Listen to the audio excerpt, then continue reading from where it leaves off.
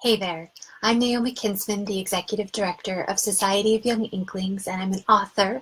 I'm here to talk to you a little bit today if you are a parent of a child who loves to write. Now, if your child loves to write, you may find that you're struggling to figure out how to have conversations with him or her about their work. Probably they go into a room and they scribble away on their stories, and they may not even want to share them with you, or if they do want to share them with you, you may find it difficult to know how to best support them. Is it great to offer suggestions? Is it better to ask questions? What are the best ways to engage with them around their work? What we find at Society of Young Inklings is that the very best conversations start with play. And so as you start to build that relationship around, hey, let's play around with ideas, let's play around with stories, let's play around with characters, we start to get into this space where it's okay for us to ask questions about our characters. And it's not because we are judging, or we're trying to say that our ideas are better, or we're trying to figure out if the ideas are great. It's not about checking to see how a student is doing. It's really just about engaging around a conversation. So in order to start that conversation, we wanted to offer you 6 simple games that will help you to talk about stories with your kids. And one of the great things about this is that it can be about the story they're writing. It can just be about stories in general.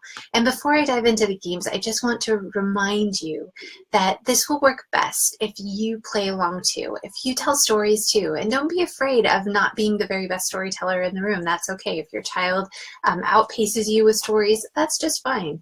But as you start to explore this, you can think about how you can develop characters, how you can develop characters and stories and settings together. And that will really create a relationship around creativity that gives you a lot of space to explore and to help support your child. So we're going to start with a few simple games. The first one is actually the most simple, and it's called One Sentence Stories. You may have even already played this with your family before. And the basic way that the game is played is that I would tell a sentence, and then I would pass it off to another person who would tell the next sentence. And if there's multiple people in the car, we would pass it from person to person to person, hopefully building to a climax and some kind of resolution. Now, this structure can be also changed up where I might tell a paragraph, and then you tell a paragraph, and then another person tells a paragraph.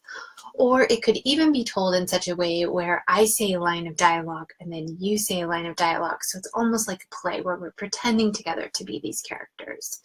You can even not worry at all about whether it's a sentence or a paragraph, and just have each person tell a section. So it can be as structured or as unstructured as you like. Sometimes the structure of telling one sentence at a time kind of keeps the story flowing. That can be a structure that you can use for some of these other games that we're going to explore, one of them being 3 Tries. And this game is a classic improv game. It's one of the really fun ones where you can create a problem situation, and the goal of the game is to try 3 different solutions. You try them all as much as you can, but only the 3rd solution will work.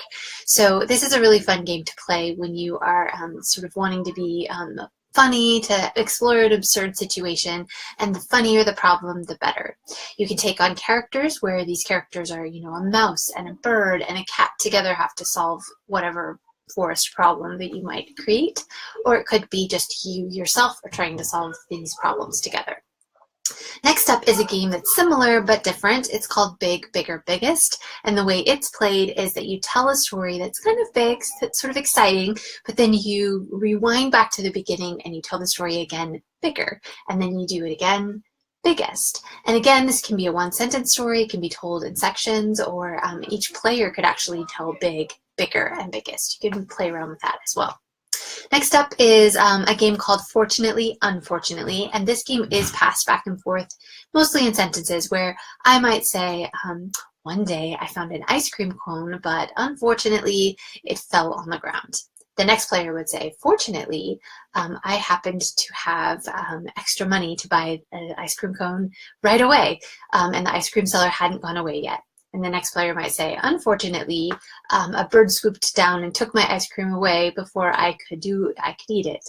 And then we would go on. As you can tell, this game might start to become kind of boring if we were only talking about the ice cream and whether or not we got to eat it. So usually you want to move the story into a new space, keep expanding on it, keep making it fun, again, building toward a climax.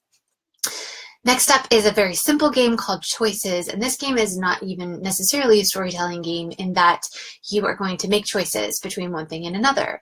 And by posing these questions that are either or situations, you force a choice. And forcing a choice actually helps unlock your creativity. So if I said, do you prefer hot or cold? And you think, oh, I don't like either very much, I'd rather kind of be in the middle, it will give you some information about, where do you like to be? What do you do when you're cold? What do you do when you're hot?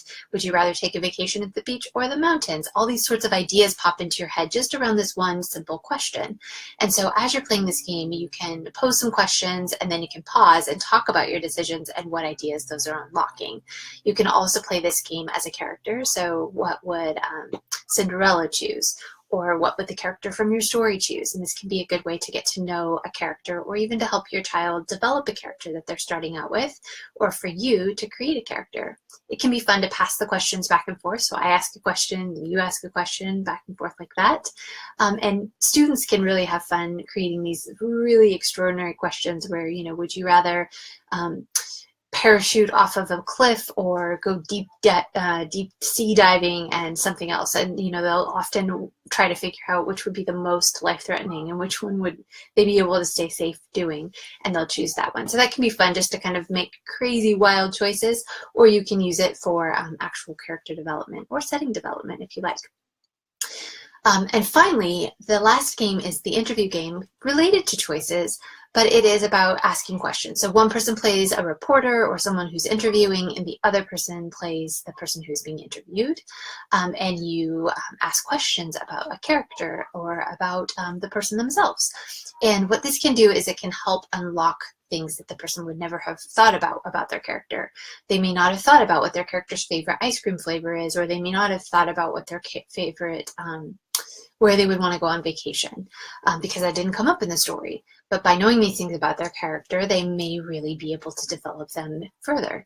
So by asking questions just all around this character, you can help your child develop a character and understand them better. Also, you get to know the character because you get to find out interesting things. And you can pose questions that are fun, like would they prefer to be invisible or to be able to move things with their mind, and why. The next question can really get into that inner working of who this character is.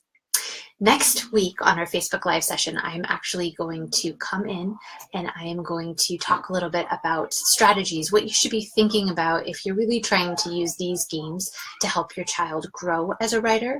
So this was the first session to help introduce the questions for you, or the games. And I also want to make sure to give you some pointers about how to make the most of them. So that will come next week on Tuesday at 2:30. And if you enjoyed this session, I would really appreciate it if you would share it with other parents of young writers. These are great games.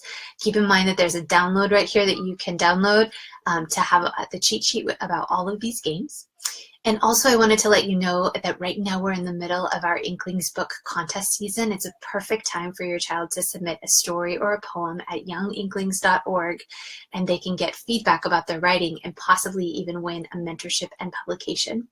And don't miss out on the fact that we're offering writer circles, which is a really excellent way for students to meet with peers and a mentor to be supported in their writing. So if your child really is a strong writer and you want to help support them even more than you're doing with storytelling games in the car, you can always send them over to us at Young Inklings. Our next round of writer circles are starting up in February. So you want to apply by the beginning of February so we can get you in a group, and those will start up around February 12th.